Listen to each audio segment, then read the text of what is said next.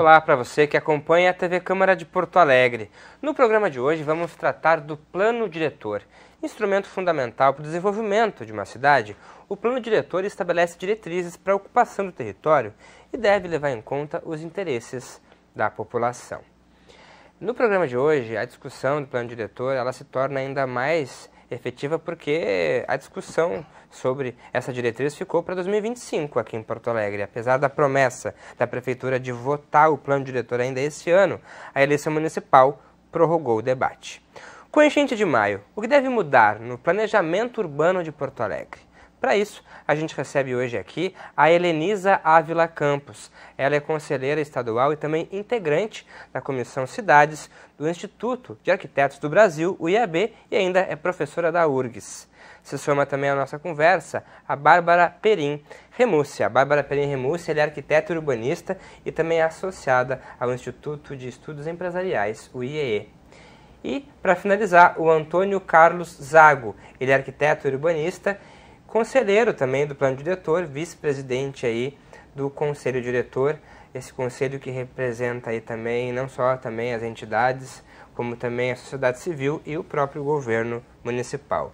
Muito obrigado por estarem aqui na TV do Parlamento para esse debate sobre Plano Diretor, voltando a tratar sobre isso, porque está mais do que atrasado essa discussão. Claro que a gente teve uma pandemia no meio disso, lamentavelmente também as enchentes. Começando contigo, Helenisa, e trazendo já a discussão para todos vocês, como avaliar a situação a partir de agora, né? O Plano Diretor é um instrumento que ajuda o governo a poder sistematizar e regular ali todo o planejamento da cidade, como os prédios, ocupação do solo. E a gente, no momento que a gente vê uma enchente aqui na capital, onde muitas construções ficam perto do Guaíba e muitos empreendimentos estão sendo construídos à margem do Guaíba, como pensar numa cidade por meio disso, com receio de daqui a pouco, né, a gente não vai ter que enfrentar um outro desastre como esse? Bem-vinda. Obrigada. O Plano Diretor é o principal instrumento de gestão do território, né, que está, digamos assim, sob a responsabilidade dos municípios, né? No Brasil, nós temos 5.500, 600 municípios. E as metrópoles, ou seja, aquelas grandes cidades, né, que contêm uma série de demandas e questões relativas à moradia, mobilidade, enfim, elas têm, por necessidade, né, pensar, refletir de forma muito cuidadosa. A gente está vivendo um momento aqui no Rio Grande do Sul que, na verdade, enseja um quadro mais amplo, né? Eu estava assistindo a palestra do Carlos Nobre essa semana agora na URGS, no Salão de Atos. Carlos Nobre é da área mesmo. O Carlos Nobre é um cientista especializado em climatologia e ele esclarecia sobre a questão da emergência climática, não é, que nos envolve a todos e que passa por uma necessidade de uma reavaliação global de práticas, não só do poder público, mas também da iniciativa privada e do cidadão comum. Afinal de contas, já entramos, na verdade, mas estamos nos aprofundando em situações que vão nos fazer confrontar cada vez mais com alguns dilemas ambientais, como os que aconteceram agora em maio, que aconteceram no ano passado, por exemplo, no Vale do Taquari.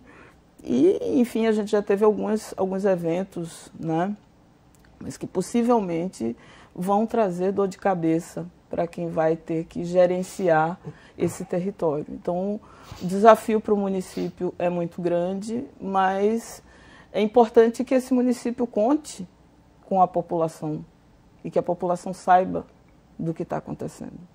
Então, os processos participativos, eles são, digamos, a meu ver, um fator assim, fundamental para que a gente comece a discutir a gestão do território municipal de forma articulada às reais demandas dessa população, né? Uma coisa que eu gostaria também de acrescentar é que, possivelmente, a gente tenha que sair da esfera muito isolada da municipalidade. Talvez esses municípios, em algum momento, tenham que dialogar com outros municípios. No caso de Porto Alegre, isso se faz muito urgente em função do papel que Porto Alegre exerce na sua região metropolitana e dos efeitos que Porto Alegre sofre por estar numa região metropolitana. É um pensamento macro. Deixa eu aproveitar essa tua fala inicial completa para trazer para a Bárbara refletir junto sobre isso. Queria que tu pudesse comentar sobre isso também, Bárbara, como agora a mudança climática, essas questões climáticas não vão poder mais sair desse escopo, né? Algo que talvez no passado ali nas especificidades do plano diretor pudesse ser algo tão pequeno, hoje tem que ser construído em conjunto, assim, de forma... não pode ser mais descolado, né? Bem-vinda. Obrigada. Eu vejo, assim, que, na verdade, o plano diretor, ele consegue ir até certo ponto. Ele é super importante para uma visão global, mas ele também é muito limitado na hora, assim, prática da gente resolver esses problemas. Na verdade, são várias camadas, assim, tanto, como tu disse, sobre a pessoa, né, os cidadãos, o mercado que tem também que ir se adaptando com tecnologias, enfim, estratégias para não conter isso, porque a gente, na verdade, não consegue, mas, enfim, lidar com isso. E também, enfim... Eu me perdi. É que o raciocínio acaba sendo complexo mesmo, né? Sim. Porque, como eu falei, então, tem são todas essas camadas que a gente tem que levar em consideração. Enfim, se vocês quiserem complementar aqui. Não, porque é importante isso que a Bárbara trouxe, porque, Zago, você que é à frente, né, desse conselho, que consegue perceber ali que a gente consegue ouvir muitas pessoas para construir o plano diretor. Essa é a ideia. Ouvir as entidades, ouvir a população. Só que dentro do plano diretor não dá para ouvir todo mundo e poder atingir o que todo mundo gostaria que pudesse acontecer, né? E aí tem que ter as análises técnicas. Como contemplar tudo isso junto? Bem-vindo. Obrigado pelo convite. Mais uma vez estar aqui é um prazer. Helenisa, Bárbara, legal estar com vocês aqui para a gente trocar ideias e opiniões. Felipe, assim, se nós enxergarmos o plano diretor e todas as necessidades e tudo que ele pode proporcionar para uma cidade a partir de um fatiamento de eventos como as cheias, como pandemia, eu acho que nós diminuímos muito a capacidade de abrangência e o benefício que o plano diretor pode trazer. Ainda mais uma cidade como Porto Alegre, que teve seu primeiro desenho de mobilidade urbana em 1914, ela é professora, eu olho para ela aqui e digo as coisas. Então, tá 1914, certo. Depois em 1939, sim, Gladoche expandiu esse traçado viário, né, do centro com radiais, a Independência, hoje chamada Independência, os Aldaranha, enfim, exatamente para contemplar esse comércio fervescente que estava lá na ponta, lá no gasômetro e nos portos. Depois, em 1959, o primeiro texto de lei atribuindo o uso do solo urbano. E depois, isso aí foi até 79, primeiro PDDU, né? Depois PDDU-A em 1999, que é o plano vigente até agora, que recebeu umas alterações em 2010, estamos discutindo o futuro da cidade a partir de uma nova visão para a cidade. Durante todo este tempo, foi absorvido muito do que a população pensava, eu diria até com fóruns bem mais limitados da opinião pública, tá? Da participação popular, mas os técnicos, e deixa eu dizer assim, eu sou extremamente favorável que haja liderança dos técnicos, mas não dentro de gabinetes, precisa entender a cidade, precisa entender o presente, o passado, para poder enxergar o futuro. Então, dentro desse tempo todo, foi se constituindo coisas muito importantes para a cidade, importantes, positivas ou negativas, mas importantes para as cidades, que estão se refletindo hoje, né? E nós estamos vivendo a consequência do que foi planejado. Então, para o plano diretor, para não ficar fatiado, nós precisamos, então, entender todas essas questões. Entender por que determinados locais da cidade tiveram um impacto muito maior do que em outras cidades, a causa e consequência disso. Aí sim, aí nós podemos pegar uma fatia, um pedaço da discussão do plano diretor e se dedicar para isso aí. Para ver se vale a pena continuar insistindo em determinados locais ou se não vale a pena. E não cometermos injustiça de repente entender que determinada parte da cidade está gangrenada, vamos cortar fora. Não, tem que levar a solução para toda a cidade. Eu tenho ouvido muitos comentários a respeito do plano diretor, vamos expandir um pouco mais, de todo o regramento urbanístico, tá? Que não é só plano diretor, tem um arcabouço normativo que também envolve o plano diretor, mas tem várias outras normas que estabelecem condutas para o município, para como viver, como se edificar, como empreender, enfim. Mas todo esse arcabouço precisa considerar esse aspecto, mas levando em consideração que toda a cidade precisa ser reaproveitada. Tem algumas coisas que precisam ser sacramentadas, os diques precisam ser revistos, pensar talvez em novas tecnologias, o plano diretor pode contribuir com isso. Eu acho que é relativo essa contribuição, como a Bárbara falou. No uso e ocupação do solo, sim, ele pode dizer aqui não é próprio, então não venham, né? Ou aqui é mais próprio, então venham.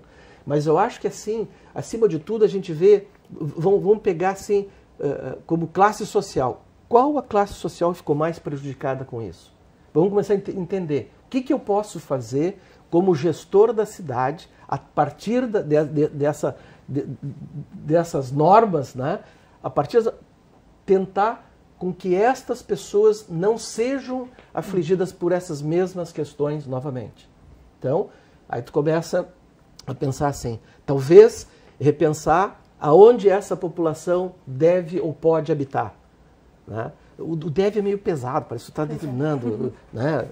Não, mas o deve do ponto de vista assim, do raciocínio lógico de melhor qualidade de vida. Né? Então, assim, existem regiões da cidade que hoje são praticamente impossíveis de se trazer essa população mais afligida, né? Por conta do custo da terra. Né? Então, o que fazer para o custo da terra baratear? Ir lá para o dono da terra dizer, faça um desconto? Não, não é. Aí o plano diretor pode entrar com o regramento. Você trouxe muitas questões aí, né, Helenisa, para a gente discutir aí, para entrar em várias camadas aí. Mas eu acho que tu pode complementar escolhendo aí o que tu consideras relevante também. Deixa eu contribuir e também concordar, inclusive, com algumas questões que o Zago coloca. Realmente, a cidade, o município, né? Vamos diferenciar o que é cidade e o que é município, isso é importante. O município é um recorte político, administrativo, que contém diferentes particularidades, né? E em Porto Alegre, essa diferença entre cidade e município chega a se aproximar em função da densidade de ocupação, mas a gente tem uma densidade maior em um determinado setor, né, onde se concentra a maior parte das pessoas. Existem outras áreas que têm fragilidades ambientais, sempre teve, né? E o que acontece agora com os eventos, né, enfim, climáticos, é que alguns processos apareceram e expandiram problemas para outras classes que até então não haviam sofrido determinados impactos, né? Algumas classes e algumas faixas de renda dentro da cidade, elas já vêm sofrendo há bastante tempo, em função exatamente do valor do solo, das diferenças de acesso à infraestrutura, principalmente, né? Então, a gente consegue enxergar isso quando a gente olha o mapa, né? O mapa da cidade e a forma como se distribuem, por exemplo, as áreas de baixa renda e as áreas de média e alta renda. E isso tem um processo histórico, né, alinhado. No entanto, a gente viveu em momentos recentes alguns momentos de decisão de política pública que fragmentou um pouco esse tecido urbano. Os planos, por exemplo, do 4º Distrito e do Centro Histórico, que foram aprovados independentemente do plano diretor, eles têm normativas, eles têm regramentos que são muito específicos. E, em geral, eles tendem a valorizar a verticalização do solo, né, em áreas que são difíceis da gente colocar aqui, né? É difícil a gente não ter um mapa para poder mostrar isso para vocês. E, sobretudo, essa questão, por exemplo, de isenção de impostos e de estratégias, né, de ocupação de determinadas áreas. Falando especificamente do 4º Distrito, por exemplo, a gente tem algumas comunidades de baixa renda que estão lá há bastante tempo, né? E que convivem com áreas que realmente estão em processo de obsolescência. É um bairro, na verdade não é um bairro, são 5 bairros, né? Quando a gente fala em 4º Distrito, é um setor imenso, né? E que passou por muitas transformações, incluindo a inserção ali do Arena, né? E essas transformações que foram acontecendo ao longo do tempo, elas precisam ser observadas. E a gente precisa voltar. Então, quando a gente fala em plano diretor, a gente tem que pensar na cidade como um todo, né? E ver de que maneira esses planos específicos, né, muito setorializados, como é que eles podem repercutir no adensamento, né? Ou, agora, na condição das inundações, que repercussões essas inundações têm em termos de valorização do solo nessa faixa que foi afetada. E como o município pensa em dialogar com essas comunidades, tanto de média como de baixa renda.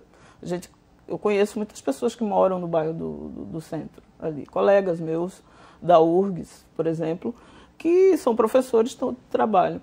Mas também conheço população de baixa renda que está ali e que foi afetada, ou que não foi diretamente afetada, mas está na margem. Então, essas questões elas precisam ser reconhecidas e identificadas de alguma forma.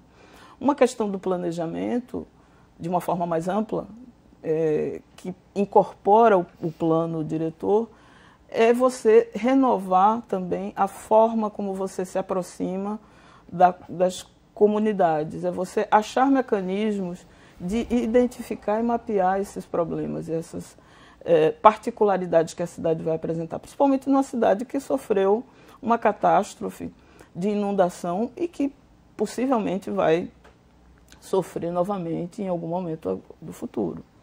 Então, qual é a segurança, né, que se tem? Que tipo de articulação com outras atividades do planejamento, não só do plano diretor, mas que dão condições de segurança para a população usar, não só aqueles moradores, mas a gente está falando de centro histórico, né, de dinâmicas sociais que acontecem ali, as pessoas circulam por ali. Sim, eu até queria complementar, assim, aproveitando e esclarecer que a gente tentou convidar representantes também do Conselho Diretor, representando, né, as áreas, principalmente ali, ilhas e centro histórico, as mais atingidas com a enchente, não puderam se fazer presente para somar nesse debate. E com o que tu está trazendo aí também várias camadas, Helenise, deixa eu passar para a Bárbara, porque se coloca aí nesse momento em que a gente está vivendo a construção de moradias como um fator muito urgente para se pensar nesse plano diretor, né? A verticalização dessas moradias pode ser uma solução? O que vocês pensam sobre isso? Antes de te responder sobre isso, complementando, Helenisa, eu acho que assim, a gente tem várias partes da cidade que são muito diferentes, como tu falou, as particularidades.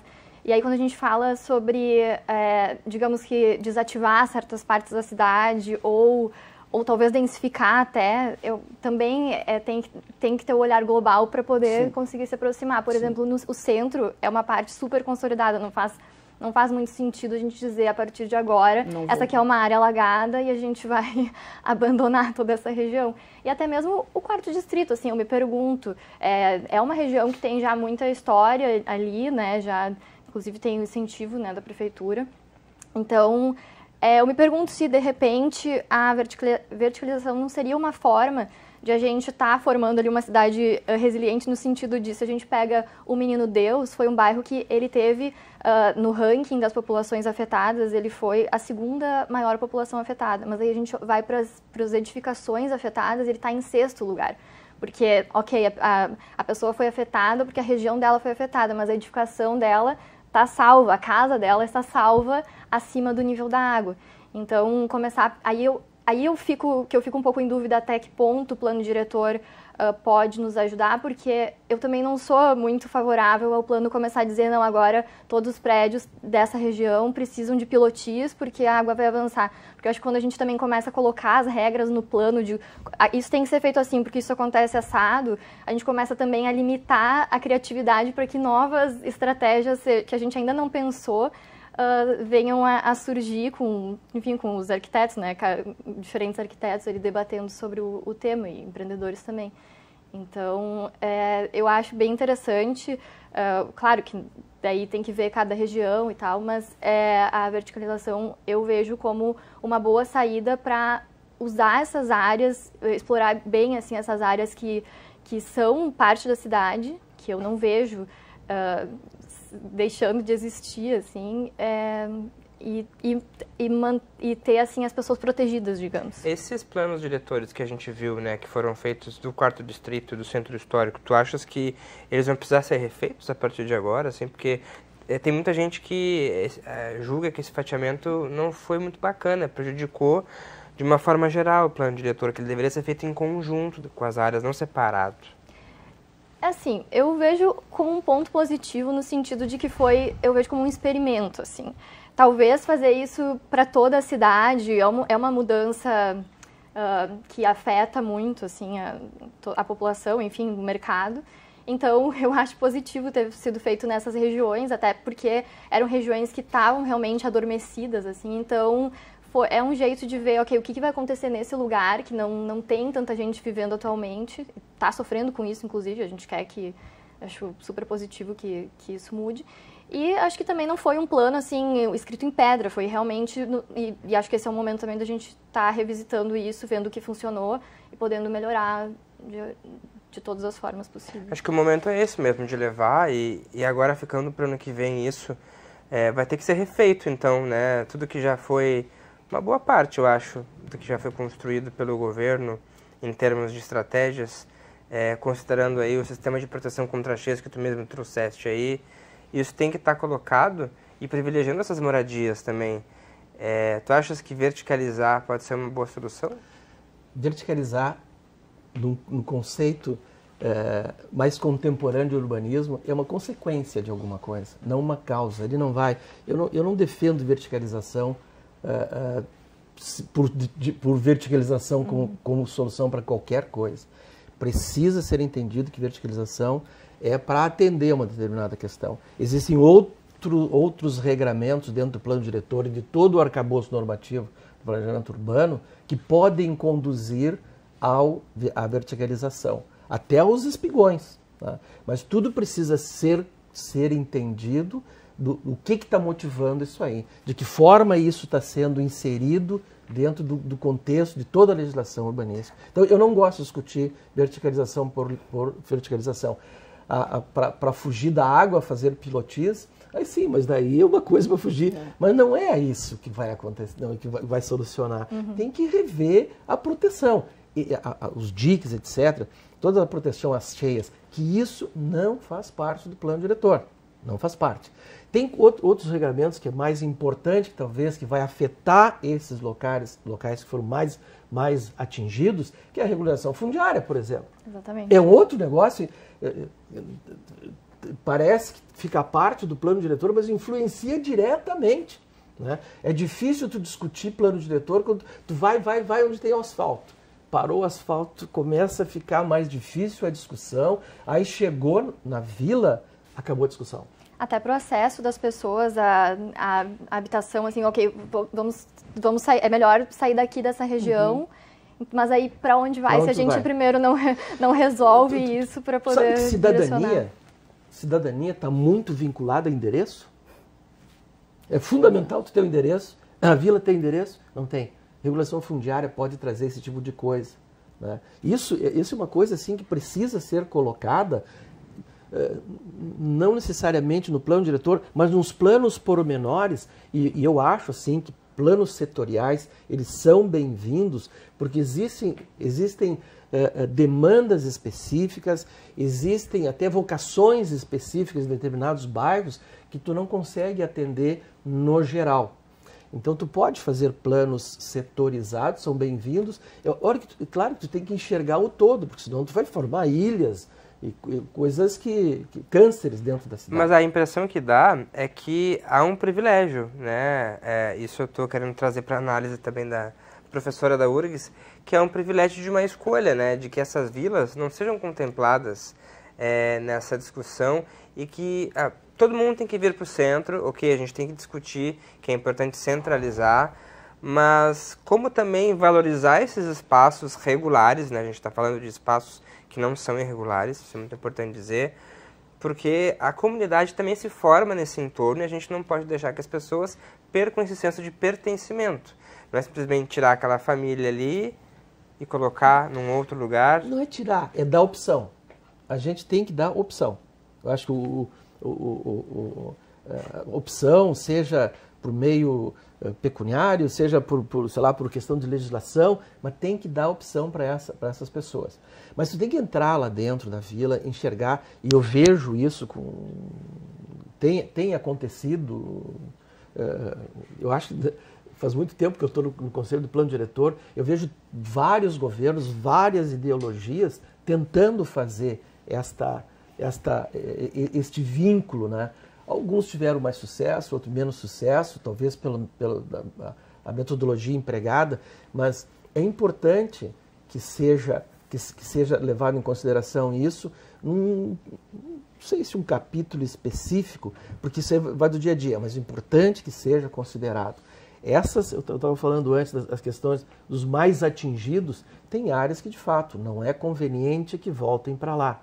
E também, agora nós vamos pegar esse pessoal que estão bem localizados, do ponto de vista estratégico de acessibilidade da cidade, né? Não é pegar eles e jogar lá para não sei onde, que eles vão ter que ter 2, 3 horas. Não, é criar situações que essas pessoas possam, na medida das suas escolhas, ser alocadas em locais com o mais próximo possível daquilo que eles vivem hoje em termos de acessibilidade, etc., né? Mas tem que dar condições. Tem o custo da terra baixar, e não é, eu estava dizendo antes, não é tu pressionando o dono da terra, é criar instrumentos que o custo da terra se transforme em menor. Ou seja, tu poder como criar esses instrumentos, Helenice?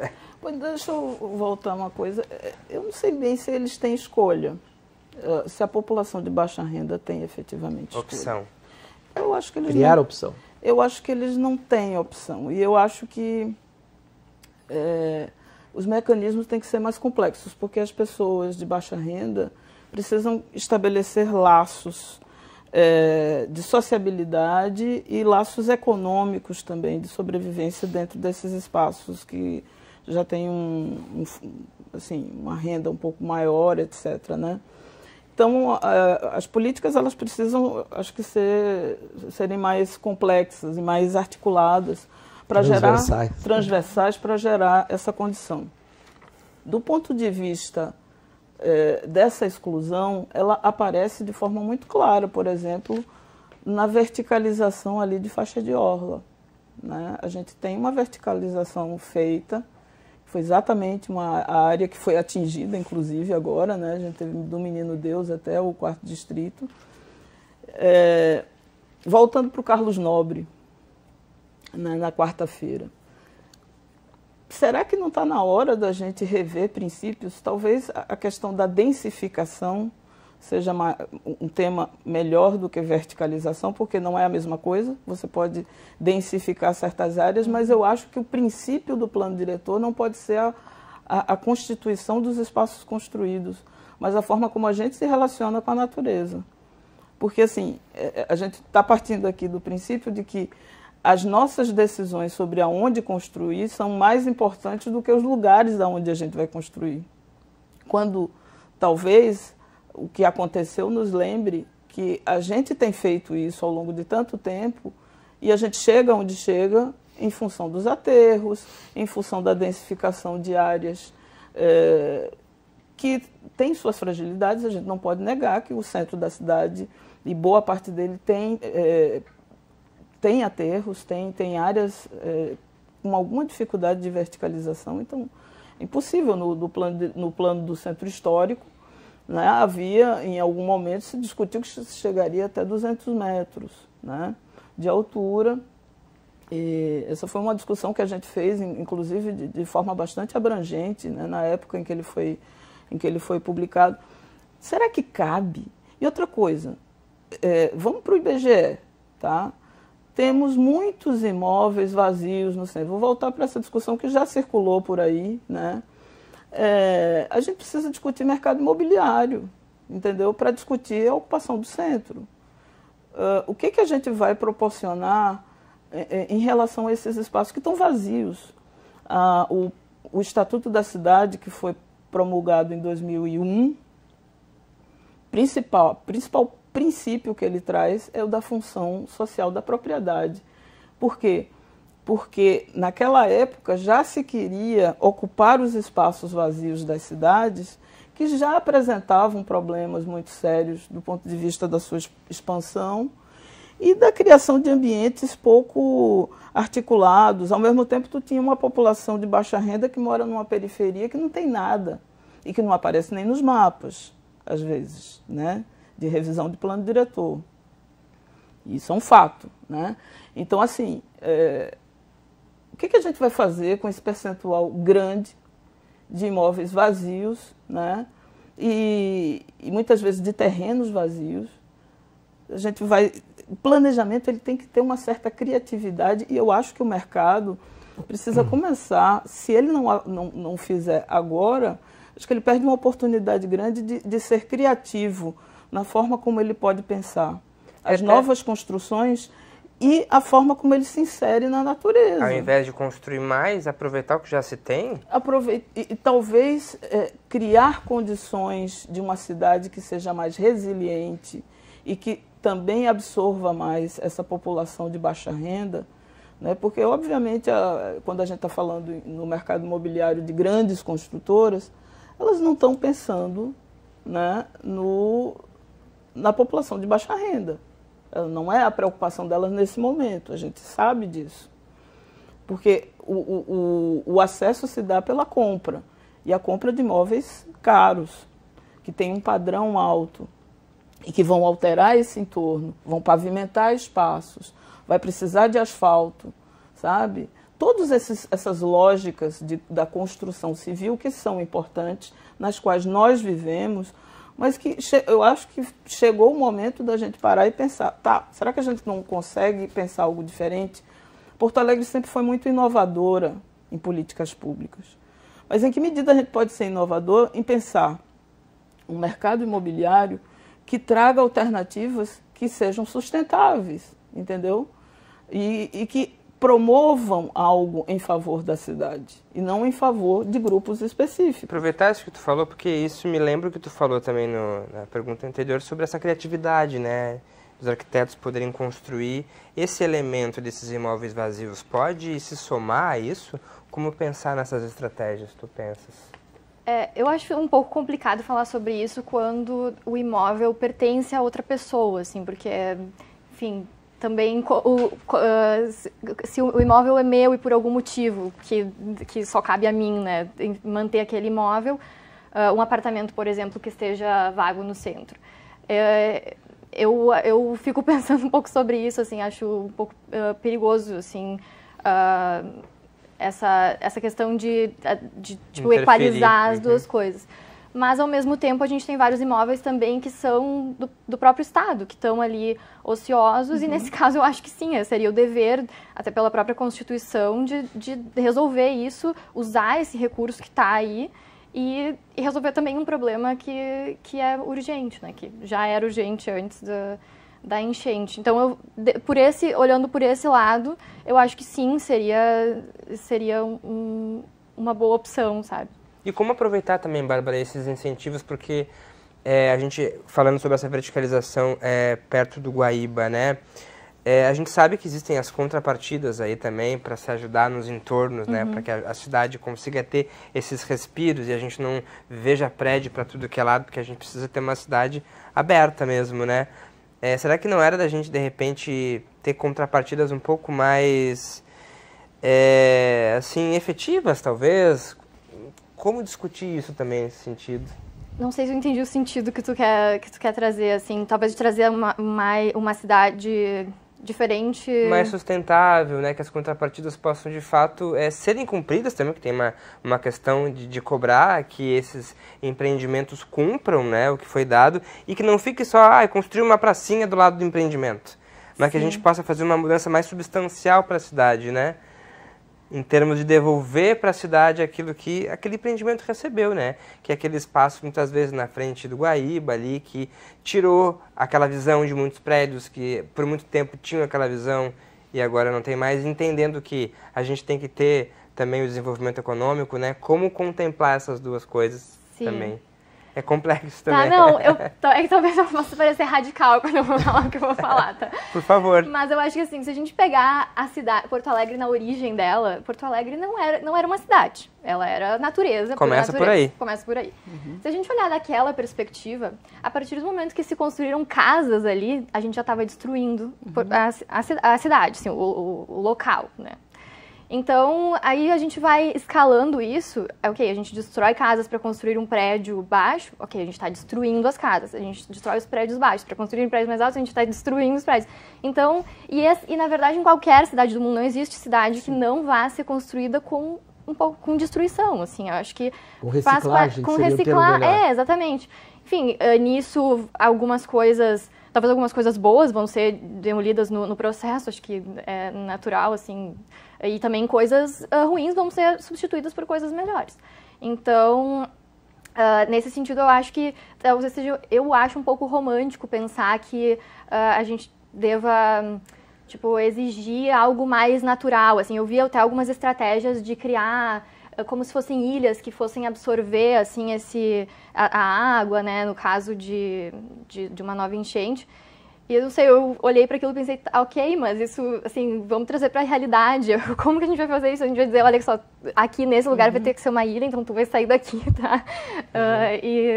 E assim, a gente também forma cidades, a formação da cidade é uma forma de a gente proteger a natureza que está na volta.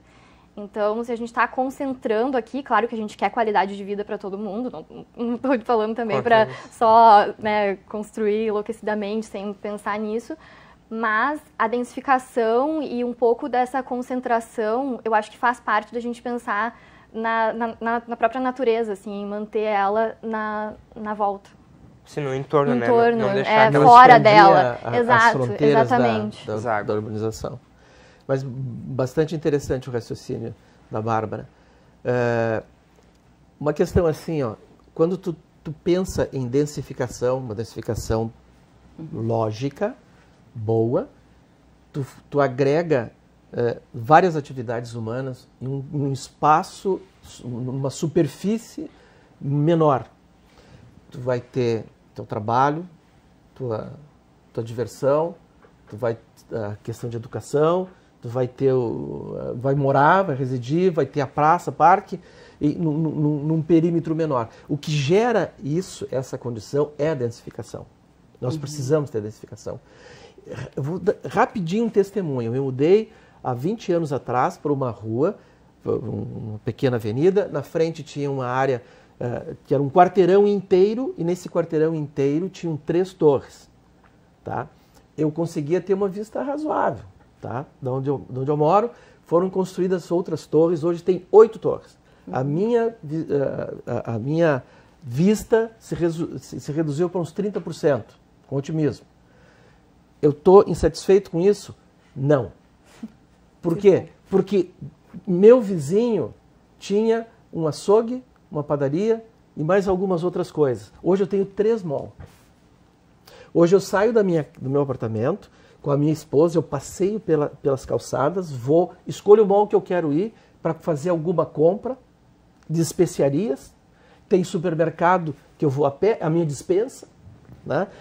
Tem cabeleireiro, tem farmácia. Isso tudo foi possível porque construíram mais, densificaram mais, de maneira lógica. Aí, na frente do meu prédio não se deixava carro estacionado, porque iam roubar alguma coisa. Hoje já tem segurança, a gente consegue caminhar. Então, não vem só um ônus, vem um bônus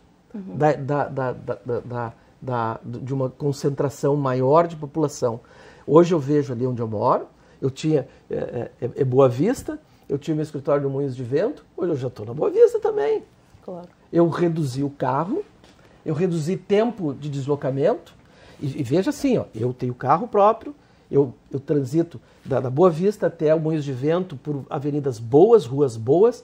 Agora, então, eu economizei por dia pelo menos uns 40, 50 minutos. Ida e volta, ida e volta. Imagina as pessoas que moram lá, eu não vou dizer bairros porque posso ser ofensivo, mas que moram a 2 horas do centro. Se nós conseguirmos trazer para ela, porque aí sim é política urbana, aproximar essas pessoas, essas que já estão lá, elevar o serviço lá. Não tem como tirá-las de lá. Mas as novas produções trazer mais próximas, essas pessoas vão poder economizar em tempo. Essa economia de tempo vai ser para ela ter lazer, para ela ter educação, ela poder voltar a estudar, para conviver com a família, e não expande a fronteira urbana, urbanizada da cidade. Preserva o meio. É a melhor maneira de preservar o meio ambiente. Então, assim, a densificação, por isso assim que eu tiro fora a questão da volumetria, da verticalização, é um produto, é um subproduto disso aí. Sabia que, sabe qual é o lugar mais denso de Porto Alegre? Qual? Vila Bom Jesus. Sim, denso, mais populoso. Denso. Quantos arranha-céu tem lá? Não, Nenhum, não precisa. Então, a densidade e verticalização são temas completamente diferentes. O melhor bairro para mim de Porto Alegre é o Bonfim. Tem verticalização ali? Não tem. Mas poderia até ter, eu não estou falando contra. Mas o que interessa é ter serviço coberto, ter a vida resumida em superfícies menores da cidade. A gente gosta muito de exemplos, né? A Bárbara trouxe uns exemplos românticos aí, né? Eu queria ouvir um pouquinho você sobre isso, a gente está se encaminhando para os 10 minutos finais do nosso debate, sobre mais alguns mecanismos que a gente possa ter, daqui a pouco usar o que a gente já tem, claro, para poder enfrentar uma nova enchente, né? Em termos de estrutura, de criatividade dessas edificações, o que poder fazer junto com os técnicos, pensar para essas edificações não poderem correr risco mais. Então, veja, eu acho que a primeira questão é reconstituir o Estado na escala do município, né? O que a gente tem visto ao longo dos últimos 10 anos, pelo menos, é que o Estado sofreu, a municipalidade, né, sofreu uma redução muito significativa. Algumas secretarias foram fundidas, né? Algumas estruturas foram modificadas.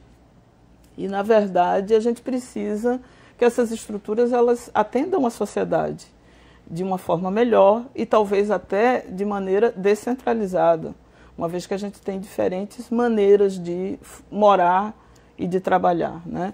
O centro, principalmente o centro, ele é, sim, um espaço muito utilizado pela população de baixa renda hoje, né? Embora o projeto do plano de revitalização ele não tem emplacado definitivamente, né? Até porque houve uma série de contratempos e tal, mas sem dúvida o centro é fundamental para a população de baixa renda que mora longe, né? Então a questão é pensar como é que a mobilidade está sendo tratada dentro de Porto Alegre, como é que a gente pode facilitar a vida dessas pessoas para chegar melhor e de forma mais adequada. Como é que a gente está tratando outras políticas que vão dar condições, por exemplo, de saneamento, né, urbanização, melhoria das condições de vida nesses espaços onde eles habitam. Quando eu falo da recomposição do Estado, eu estou falando, por exemplo, de setores técnicos que tratem do monitoramento como esse espaço ali, principalmente esse espaço delicado, né, da borda do centro, como ele lida com essa questão, por exemplo, das águas. Né? Eu discordo, eu acho que a gente, quando constrói e densifica, a gente não está olhando. Começar pelo plano diretor. Tu tem regramento, o arquiteto que vai fazer o projeto, ele está pensando no lote que ele vai ocupar, ele não está pensando na quadra.